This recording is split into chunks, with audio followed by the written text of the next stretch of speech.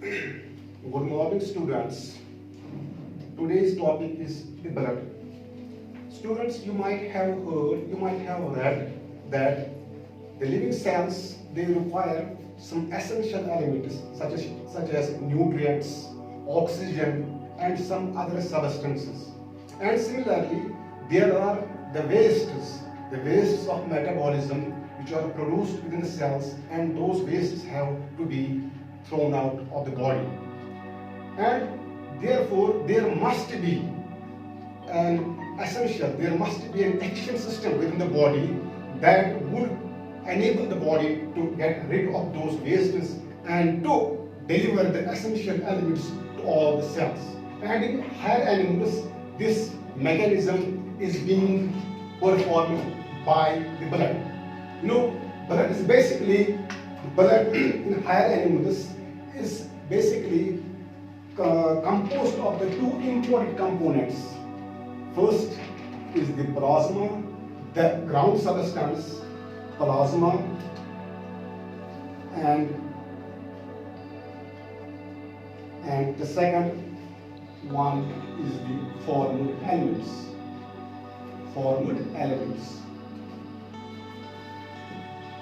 Blood in higher animals is composed of the two important components. Number one is the ground substance, the fluid matrix, that is called as plasma, and there are some certain cells which together constitute the other component of the blood, that forms the formed elements. As far as the plasma is concerned, plasma is straw-colored,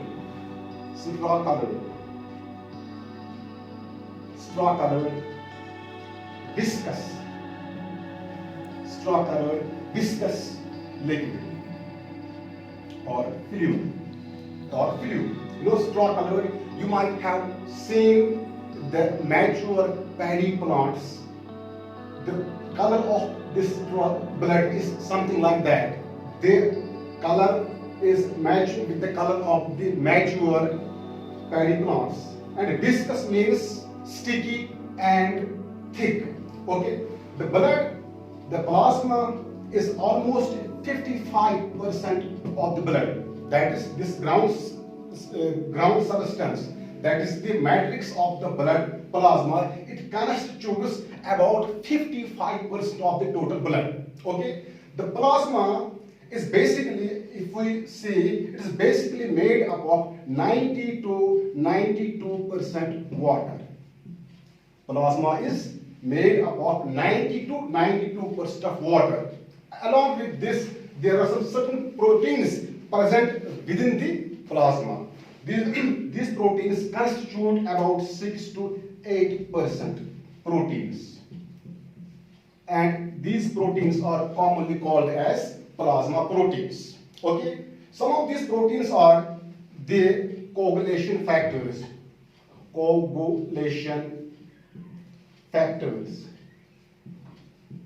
albumins, and globulins.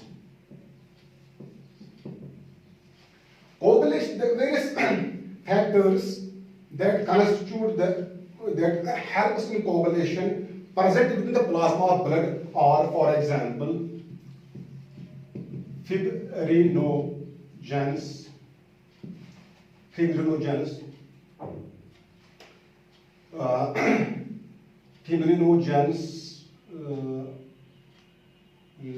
thrombokinases, etc. These fibrinogenous thrombokinases, along with the ions of calcium, they help in the coagulation of blood.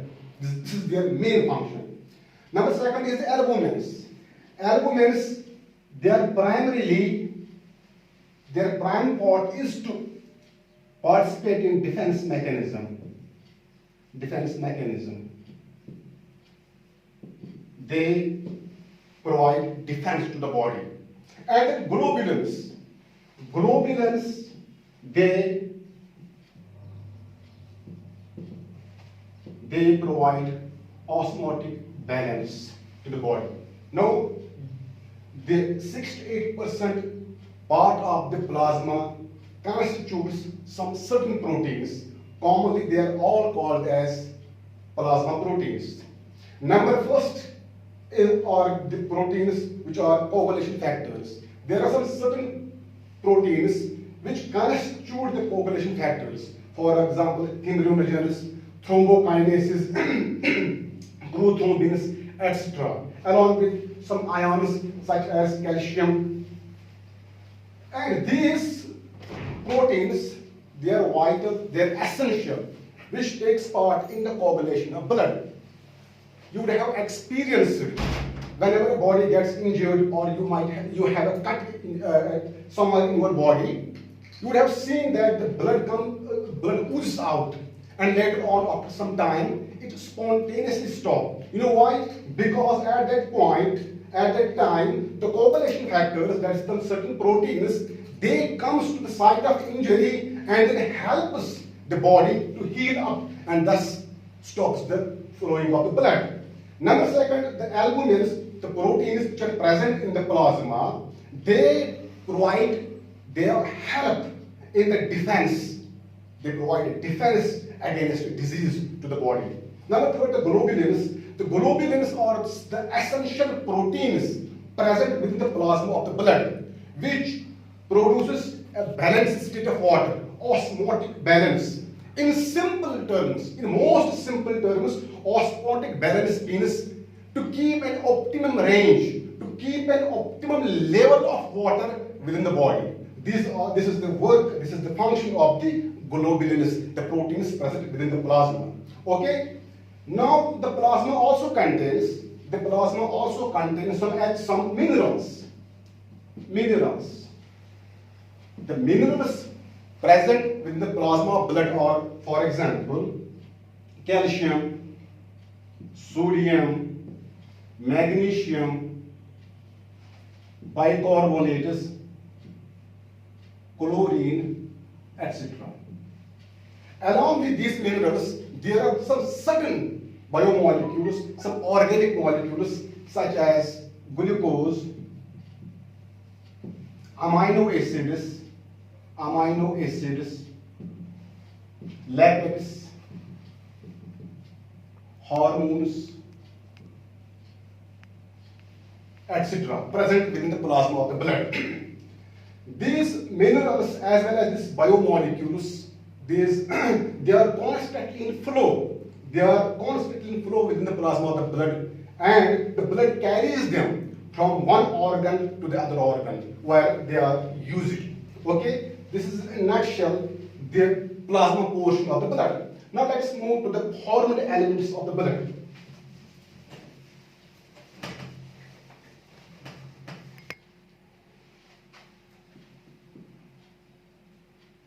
Now the second part is the hormone elements of the blood. The hormone elements is comprised of the three types of different cells. For example, erythrocytes, leukocytes, and platelets. These three types of cells, they constitute the hormone elements of the blood.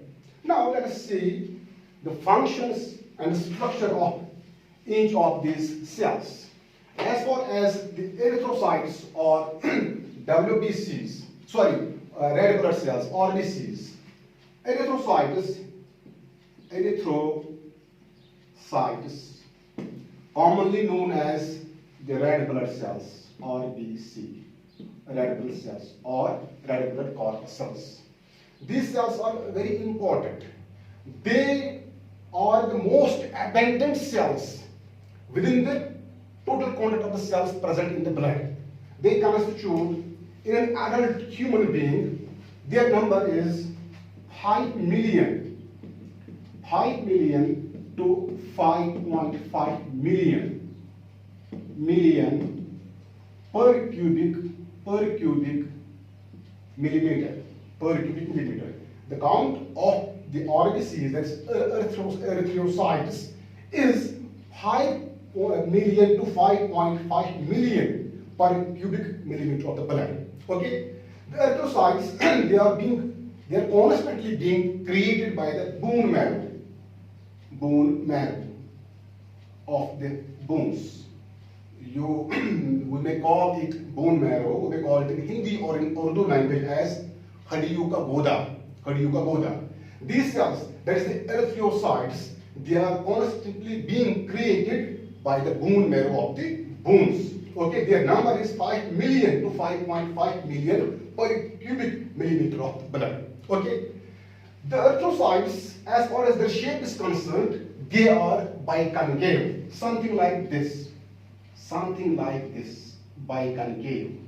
You can see here, they are biconcave, their shape is biconcave, that is, their peripheries are bulgy, whereas their inner sides are depressed. This is their shape. And these cells, that is the erythrocytes or red blood cells, in most of the mammals, they are denucleated. That is, they do not contain the nucleus. Okay?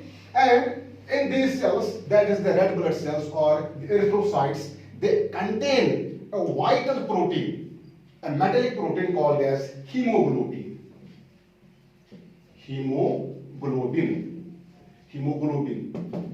This is the respiratory pigment, hemoglobin. Okay? The hemoglobin is a complex protein. The heme group in hemoglobin protein is a molecule which contains iron. Iron has a great affinity with oxygen. It gets oxygenated, and due to this oxygenation, it produces red color, and that's why it gives this red color to the whole protein and then to the whole cell, and thus ultimately the blood gets the red color. Okay, the hemoglobin is an essential protein whose function is to carry oxygen. We can say that the main function of the red blood cells in the body of higher animals is to carry oxygen from lungs to the heart, and then from heart to the other parts of the body, to all the tissues and cells. And not only this, but this hemoglobin, it also takes up the respiratory outproduct, that is the carbon dioxide.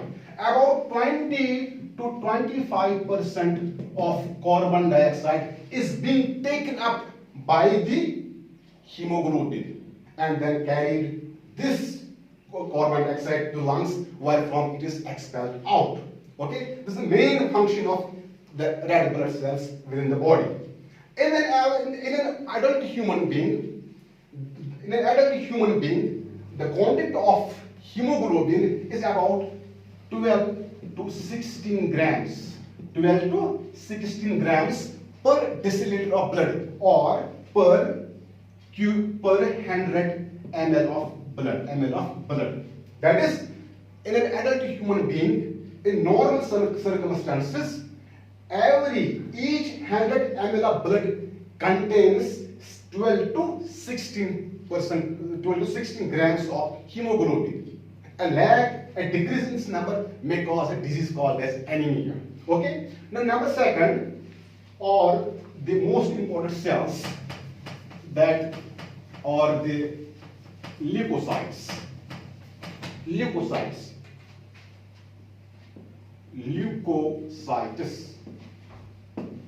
Leukocytes means without color. They are the white blood cells. Commonly they are known as white blood cells.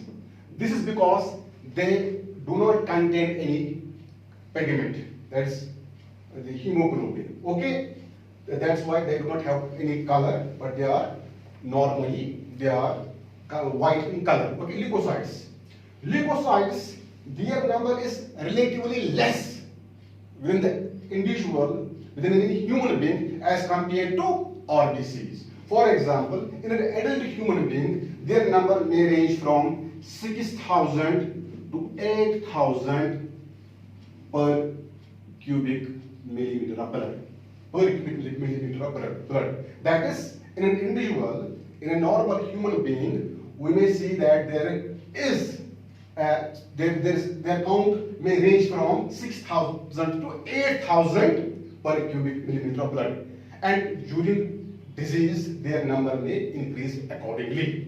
Now, these, as far as the RBCs, red blood cells are concerned, red blood cells, as I hope taught you that red blood cells are continuously being created within the marrow, within the bone marrow of the bones, and their lifespan is up to 4 months, that's 120 days. But as far as leukocytes are concerned, they are relatively short-lived. Their age is very low. For example, they may live for about few hours to about few days.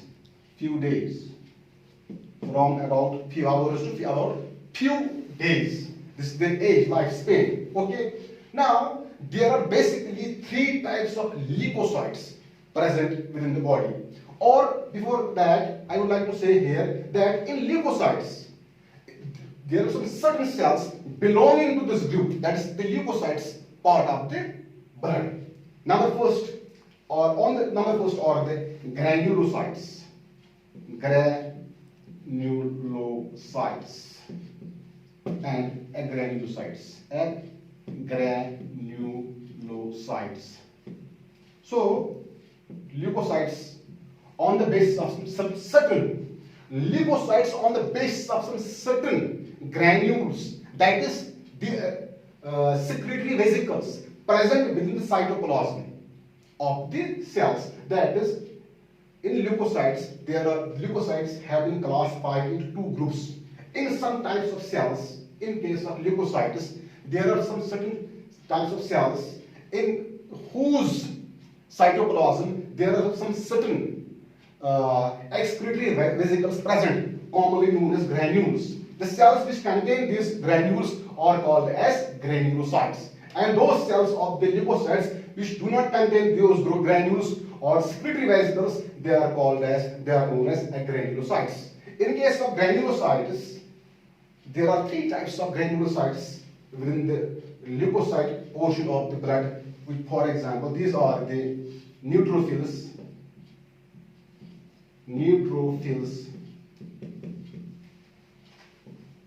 eosinophils, and basophils. In case of granulocytes, there are 2 types of cells, some 2 special type of cells, that is monocytes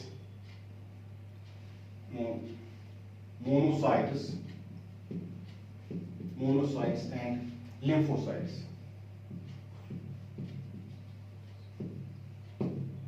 Lymphocytes and monocytes. Okay. Now, as far as the neutrophils are concerned, among the leukocytes, the most abundant cells present are the neutrophils, which accounts as many as 60 to 65% of the total count of the leukocytes present within the plasma of the blood. Okay, within the blood. Then the eosinophils are 2 to 3% within the blood. The basophils are they have the least number within the body, almost 0.5 to 1%. And in case of lymphocytes, they are about 20 to 25%. Okay. Now see the functions. How important are they? For example, now let us see their functions. Neutrophils and lymphocytes. Sorry, neutrophils.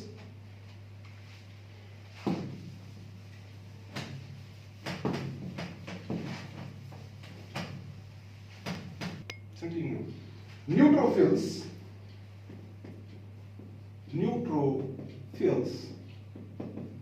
and monocytes. Neutrophils and monocytes, these cells, these 2 types of cells, they are most important. They act as phagocytic cells. Phagocytic cells. That is, their main function is phagocytosis. And what's phagocytosis? Phagocytosis means to ingest, to engulf the foreign bodies. That is the disease-causing agents, the pathogens such as microbes like bacteria, viruses, protozoans. Whenever they enters the body, these cells, these neutrophils and monocytes, they comes to aid the body. They engulf those foreign bodies, destroys them, and then preserves, then saves, then protects the body from these disease-causing agents. Now, as far as the eosinophils are concerned,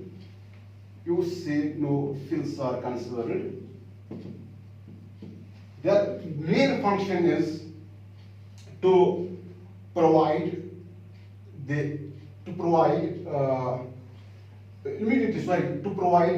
defense against various diseases, and they are also involved to create reactions such as allergies within the body. These allergies are very important. That's if you have seen and if you have experienced allergies within your body, these allergies are being caused by the eosinophils. The allergies are most important.